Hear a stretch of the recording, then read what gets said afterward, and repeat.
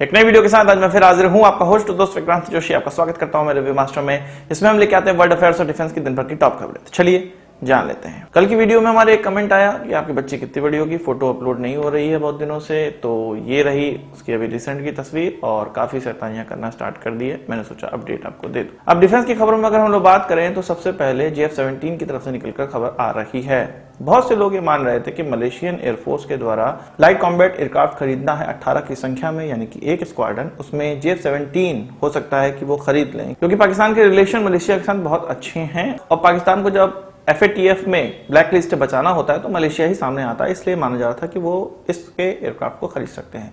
पर अगर JF-17 Pakistani aircraft होता तब तो वो खरीदते, वो पाकिस्तानी एयरक्राफ्ट तो है ही नहीं। इनफैक्ट ये Pakistani so called Pakistani aircraft अब मलेशियन एयरफोर्स के कंपटीशन में भी भाग नहीं ले रहा है। आपको पता है कि RFP जारी की गई थी जिसमें भारत का तेजस भी भाग लेने वाला था। 9 कंट्रीज को या 9 एयरक्राफ्टों को RFP जारी की गई थी और इन 9 एयरक्राफ्टों के लिए जो ऑफर्स हैं रिस्पेक्टिव कंपनीज या देश को भेजना था, उसमें JF-17 का नाम भी था। पाकिस्तानी बहुत उछल रहे थे कि इनको भेजेंगे, इसका प्राइस भेजेंगे और उनको कॉन्ट्रैक्ट मिल जाएगा, पर ये पाकिस्तानी एयरक्राफ्ट तो है नहीं, ये चीनी एयरक्राफ्ट है। चीन ने ये डिसाइड किया है कि L-15 को वो भेजेंगे और 9 कंट्रीज में से 9 कंपनीज को जो RFP जारी किया गया था उनमें 6 कंपनीज या 6 कंट्रीज का डिटेल निकलकर सामने आया है कि इन्होंने अपने एयरक्राफ्टों को प्रोजेक्ट किया है। ये जो प्रोजेक्शन है 6 एयरक्राफ्टों का वो कुछ इस प्रकार से है। इसमें कोरिया एरोस्पेस इंडस्ट्रीज की तरफ से उनका FA-50 फाइटर जेट रखा जा रहा है, जो कि उनकी लोकल कंपनी कैमलाक सिस्टम के साथ जॉइंट वेंचर करने के बाद बनाया जाएगा। और ये बहुत ज्यादा माना जा रहा है कि अगर लोकल कंपनी के साथ जॉइंट वेंचर करके ये एयरक्राफ्ट बनाया जा रहा है तो इस एयरक्राफ्ट को चुना जा सकता है।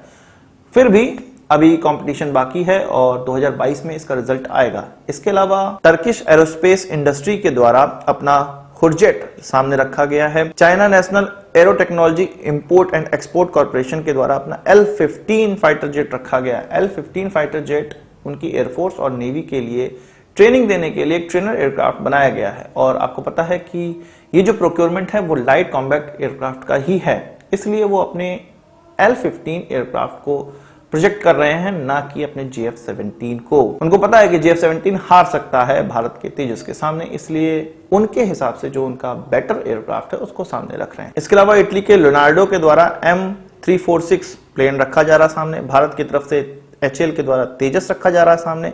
इसके अलावा MiG-35 भी रखा जा रहा है, पर ये होलसेल रशिया के द्वारा नहीं बनाया जाएगा। ये एक लोकल कंपनी है जिसका नाम national aerospace and defence industries, उसके इसमें 71.43% शेयर होने वाले हैं। 23% शेयर रशियन एयरक्राफ्ट के होंगे और ओसोबोरोन एक्सपोर्ट के कुछ 4.76% शेयर होंगे और इन तीनों कंपनियों के द्वारा ही इस MiG-35 को बनाया जाएगा मलेशिया के लिए। ये उनको ऑफर दिया गया है। तो जैसा कि मैंने आपको बताया कि लोकल कंपनियों को अगर मजबूत करना है, लोकल कंपनियों का प्रोडक्ट खरीदना है तो उन एयरक्राफ्टों को चुना जा सकता है।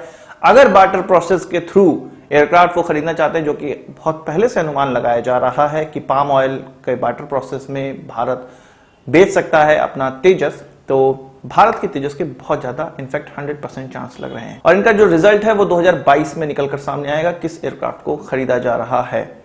बहरहाल जीते कोई भी, पर पाकिस्तानियों का मुंह अब बंद हो चुका है। किसी भी प्रकार का जब मलेशियन एयरफोर्स का कोई भी बात की जाएगी तो पाकिस्तानी उछल के सामने नहीं आएंगे। उनको अपनी औकात पता चल चुकी है कि ये एयरक्राफ्ट उनका है ही नहीं, उनके हाथ में कुछ है ही नहीं।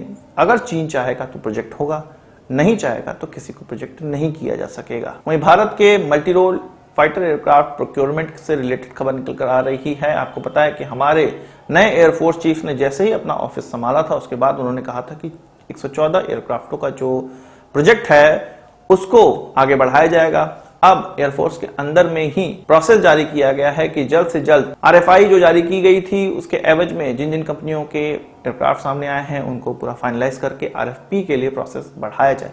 RFP कहा जा रहा है कि 2022 या 23 तक जारी करने की संभावना है और इसके बाद एयरक्राफ्टों को चुना जाएगा। हम जानते हैं कि हमारे जो पुराने एयर चीफ थे उनका यह कहना था कि 36 और रफेल खरीदे जा सकते हैं। हमारे नए एयर चीफ का यह कहना है कि रफेल खरीदे तो जा सकते हैं, पर जो 114 एयरक्राफ्ट हमें खरीदने हैं उस प्रोसेस के अंतर्गत खरीदे जा सकते हैं और इसके लिए जरूरी ये है कि वो भारत में ही निर्मित हो और भारत में निर्मित होने के लिए इन एयरक्राफ्टों के लिए ज्यादा संख्या होनी चाहिए, तभी वो भारत में बनेंगे।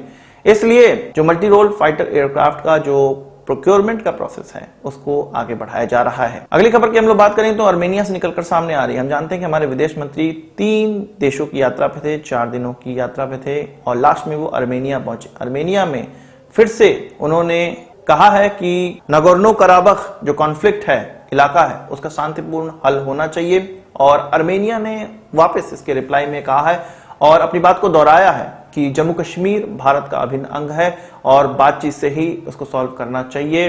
ये फिर से आर्मेनिया की तरफ से भी कहा गया, यानी कि हम आर्मेनिया का समर्थन करते हैं और आर्मेनिया हमारा समर्थन करता है, ये साफ साफ देखने को मिल रहा है। इसके अलावा चीन को फिर से हमारे उपराष्ट्रपति वेंकैया नायडू जी के अरुणाचल प्रदेश यात्रा से प्रॉब्लम हो गई है। हमको पता है कि हमारे उपराष्ट्रपति के द्वारा अरुणाचल प्रदेश की असेंबली को, वहां की विधानसभा को संबोधित किया गया, उसकी तस्वीरें भी निकलकर सामने आई, उन्होंने ट्वीट भी किया। जब इसी चीज का प्रश्न उनके स्पोक पर्सन से पूछा गया, उनके विदेश मंत्री के स्पोक पर्सन से पूछा गया, तो उन्होंने कहा कि कौन सा अरुणाचल प्रदेश, हम इसको नहीं मानते हैं। फिर उन्होंने इसका चीनी नाम बताया और कहा कि वो इस प्रकार की यात्रा को कंडेम करते हैं और ये बहुत ही गलत है। उसके एवज में भारत की तरफ से रिप्लाई निकलकर सामने आया कि चीन की ये जो बात है इसको नोट कर लिया गया है और वो चीन को ये बता दें कि ये भारत का, अरुणाचल प्रदेश भारत का अभिन्न अंग है। और उन्होंने ये कहा कि इस प्रकार की जो यात्रा है वो अपने देश में हो रही है तो किसी को कोई भी दिक्कत नहीं होनी चाहिए। तो आज की इस वीडियो के लिए बस इतना ही। आशा करता हूँ कि वीडियो पसंद आया होगा, आपको एक बड़ा थम्स अप जरूर देंगे। इस वीडियो से कोई सवाल सुझाव हो कमेंट बॉक्स में जरूर लाइएगा और यदि आपने हमारा चैनल सब्सक्राइब नहीं किया उसे भी कर लीजिए, क्योंकि हम इस प्रकार की वीडियो लाते रहते हैं। नमस्कार, थैंक यू, जय हिंद।